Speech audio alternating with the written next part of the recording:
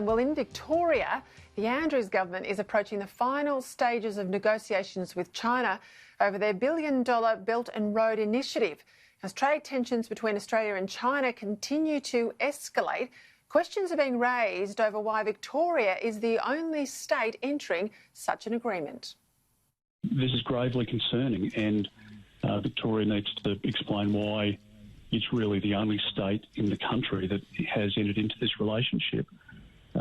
It's good for us to have investment from all over the world, including from China, but it needs to be done in the appropriate way with the proper safeguards. And at the moment, I think Premier Andrews, frankly, is inviting more questions than he's able to answer.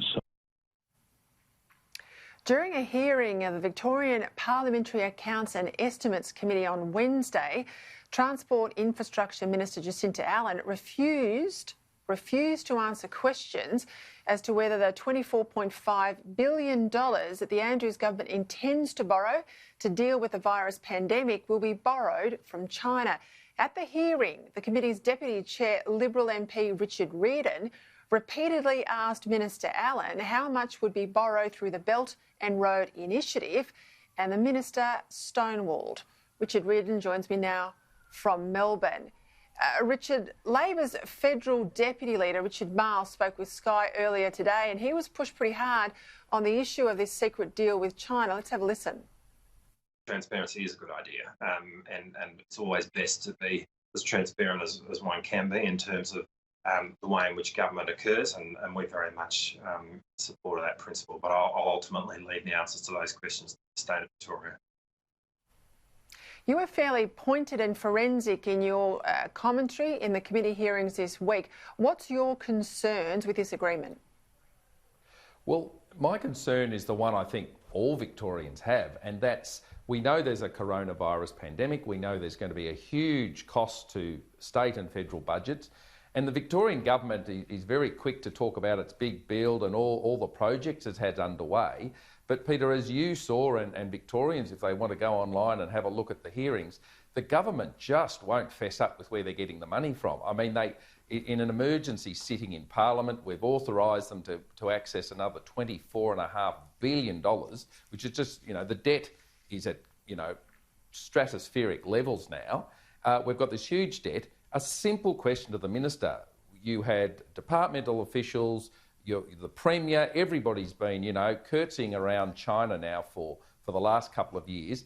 We know you've signed up to the Belt and Road agreements. So just tell us how much of what we're doing in Victoria, how much of our coming out of the coronavirus pandemic is going to be linked to commitments that this government has given to the Chinese government?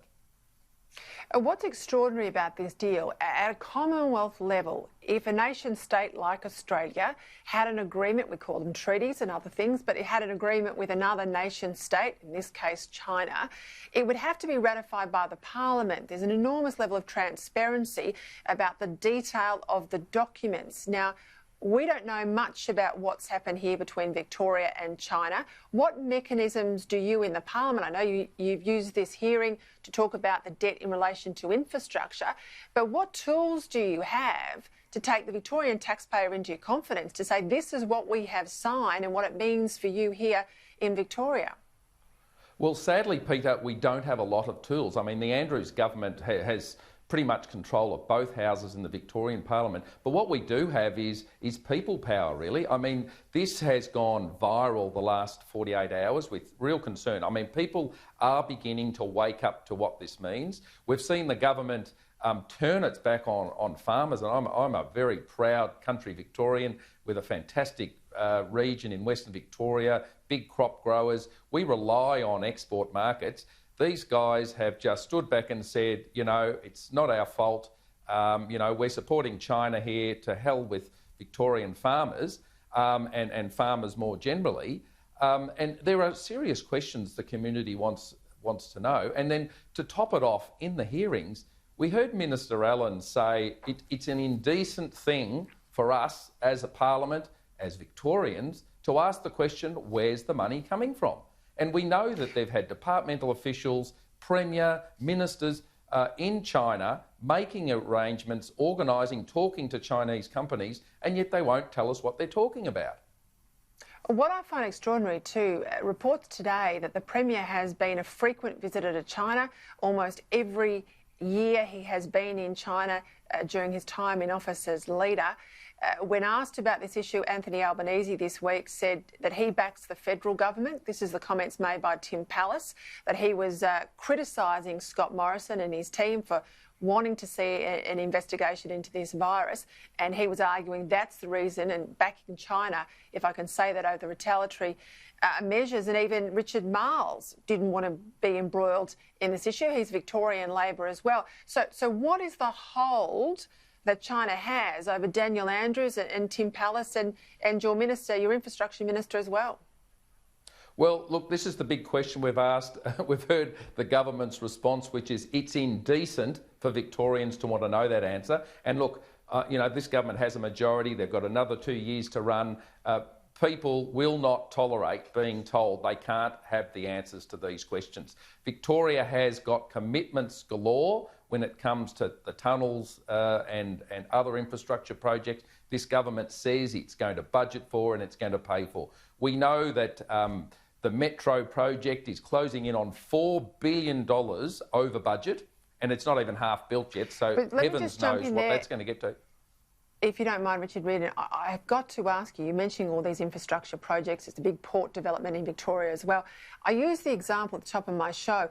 China lent Sri Lanka money out of Belt and Road, and Sri Lanka could not pay the debt on the port in Colombo. That's now owned by China, and they use it as a staging point for their naval exercises. I mean, are Victorians prepared to have the Chinese government forego debt and foreclose tunnels and ports and roads in Victoria if the state doesn't make good on what they borrow? Well, Peter, this is a really valid question, but it's also worth remembering that only this time last year in the Parliament, in the same committee, when we discussed the budget, the Andrews government had this huge benchmark for the amount of Australian-made materials going into these tunnels.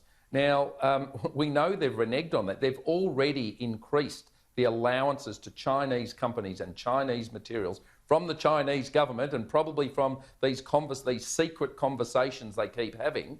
And, they're the types of insidious things that are being allowed to happen when a government just says, sorry, Victorian taxpayers, sorry, Victorian Parliament, it's indecent for you to ask these questions.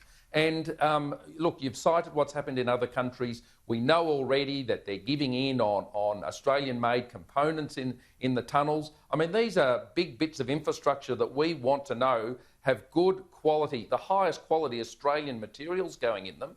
And yet, the government's caving in on those under the guise that Australia can't produce enough. Well, I think we should go and ask the Australian steel manufacturers and others whether they can't produce enough. And I'm, a bit sick of relying on Jacinta Allen, as many of your listeners will have seen, refusing to answer basic questions. So, what faith do we have that they're doing the right thing by us all? Well, Richard Reardon, we will stay across this issue. I don't say this lightly. In the whole time I've been sitting here on Sky News, I think this is the biggest issue that I have seen dealt with by a state government or a federal government clothed in a lot of secrecy that should worry people tonight. Thank you very much for your time. Thank you, Peter.